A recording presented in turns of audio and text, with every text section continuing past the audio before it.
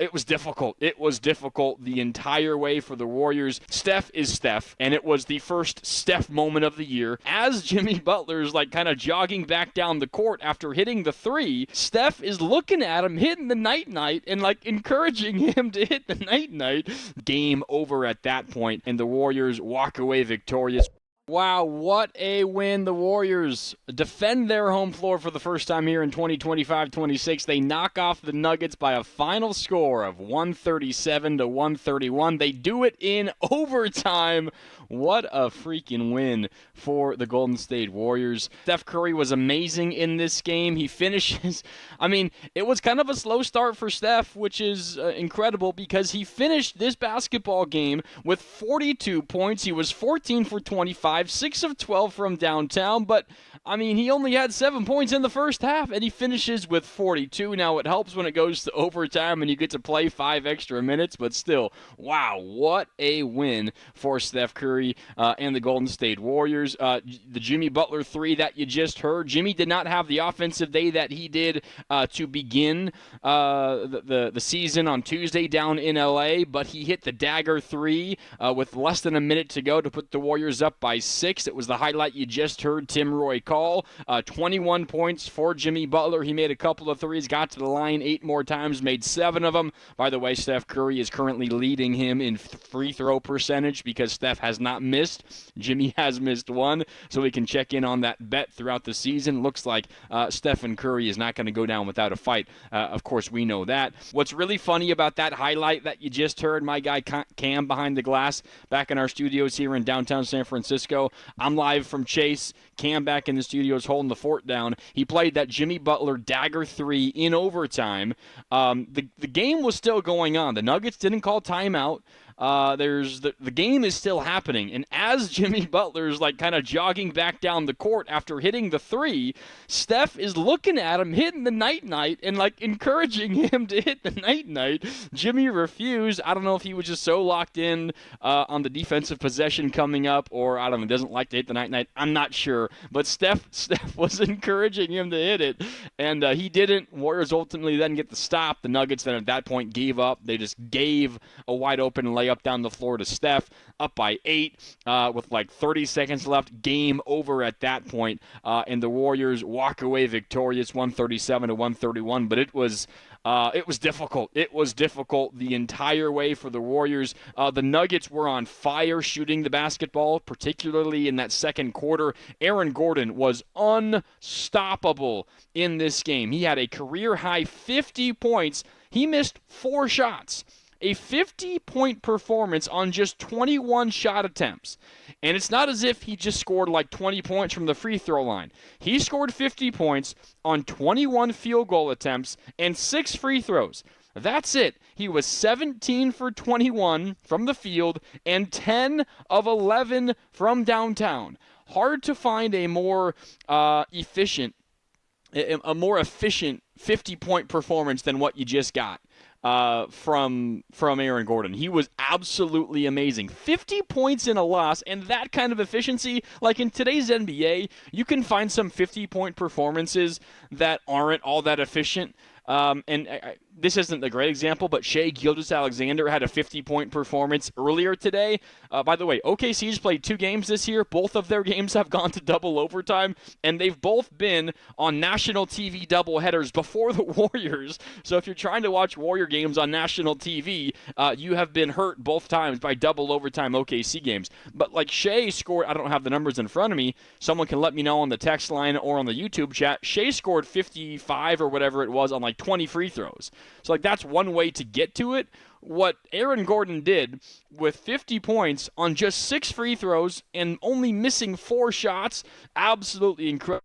But he did it in a loss. The Nuggets, in their season opener, they fall to the Warriors 137-131. The Warriors led by 42 from Steph Curry. They get the win 137-131 again, and the Warriors are 2-0. Wins over the Lakers in LA and now Denver here at home as they opened up Chase Center in 2025 with this amazing performance. Steph is Steph, and it was the first Steph moment of the year. Steph hit the dagger deep right wing three in LA on Tuesday. That was like a classic Steph shot, but it was not encapsulated in a classic Steph game. Steph was fine. Like, by no means was he bad, but he wasn't up to his standards. It was not one of his crazy Steph games. Like, you're not going to remember that game for years to come. You will remember this Steph game for years to come. I thought what the Warriors did, just in terms of who they were playing down the stretch, was really impressive and interesting as well. So the Warriors,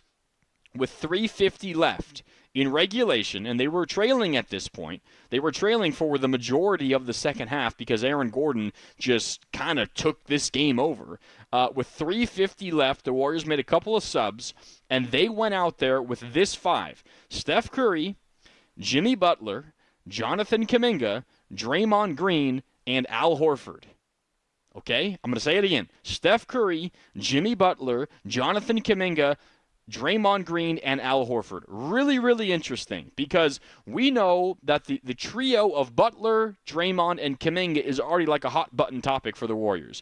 Steve Kerr has talked about how that's a hard group to play together because of the lack of shooting on the floor with that unit. He has also said, one, he doesn't really want to play Kuminga too often at the 3. He prefers Kuminga at the 4.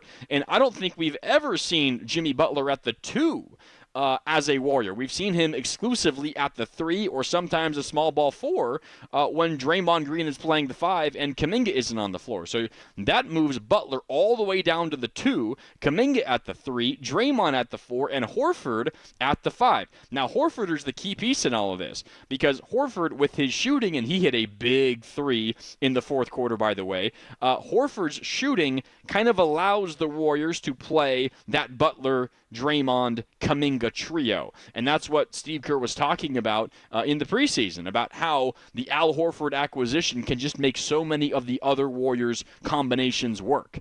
And we saw the Warriors turn to that in this game today, and it was the first time they've gone to it ever. And in fact, Steve Kerr speaking post-game, let me go and find the quote for you as I scroll through here.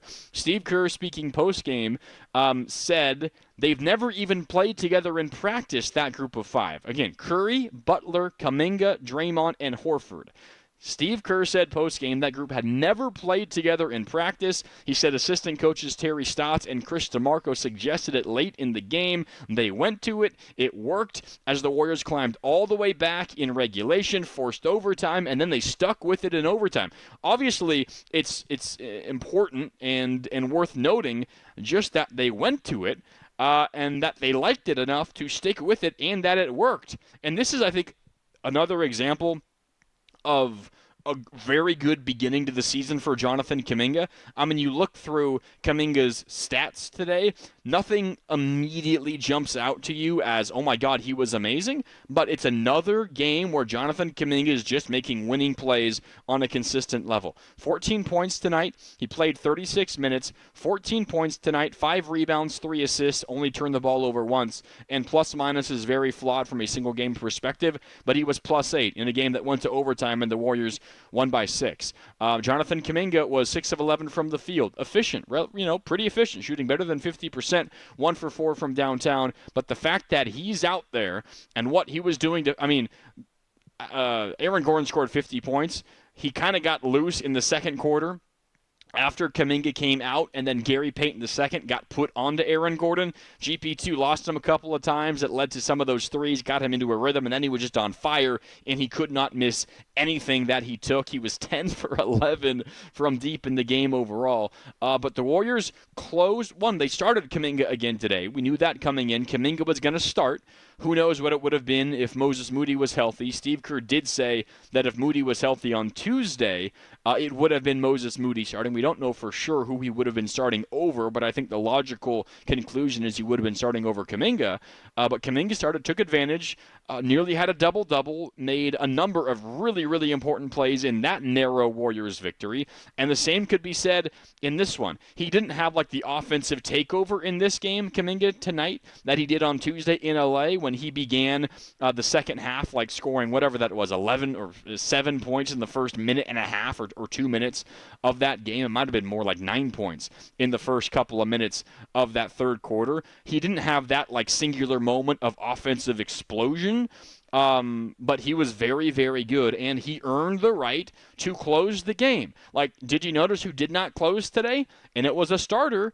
Brandon Podziemski did not close. He checked out with 3:50 to go, and the Warriors rolled with Curry, Butler, Kuminga, Green, and Horford, and that group played the rest of the game, including overtime. Like, this is an example of it working, specifically working for Kuminga and for the Warriors. Kuminga, you go out there and you play well, you play winning basketball, which he has done now 2 consecutive games, you're going to earn the right to close and play major minutes. And Kuminga today played 36 minutes, third on the Warriors, only behind Jimmy Butler and Steph Curry. He played more minutes than Draymond Green, he played more minutes than Brandon Podziemski, he played more minutes than Al Horford, than Buddy Hield, than anybody else. Just Jimmy and Steph played more minutes than Jonathan Kuminga.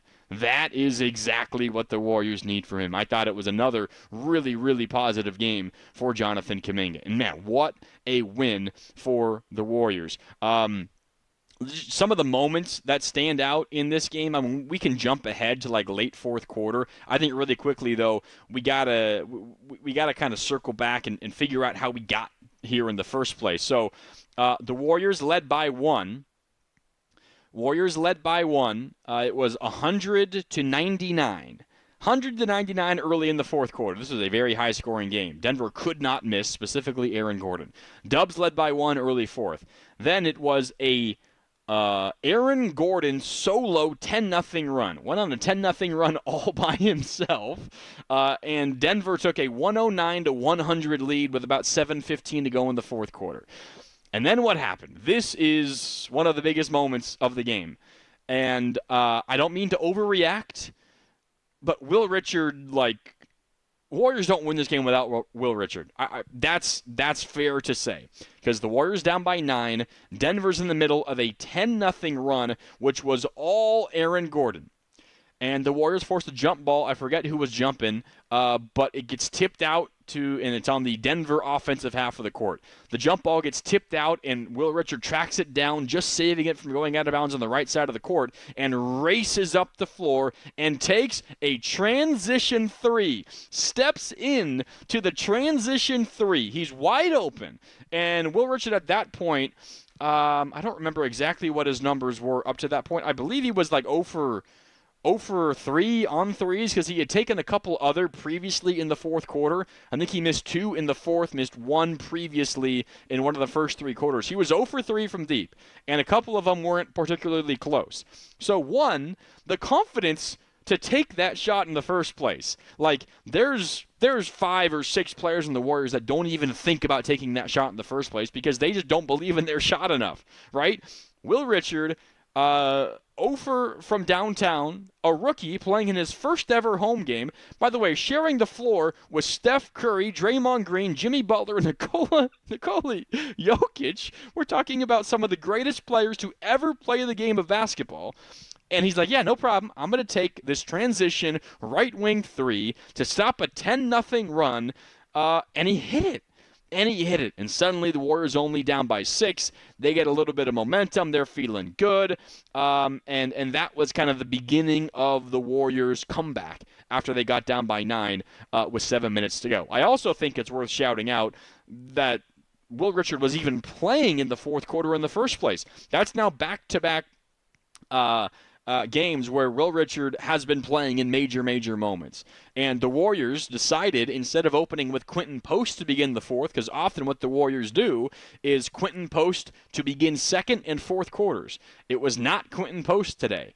The Warriors opened the fourth quarter with Podziemski, Hield, Will Richard, Jimmy Butler, and Draymond Green. Interesting combination there as well.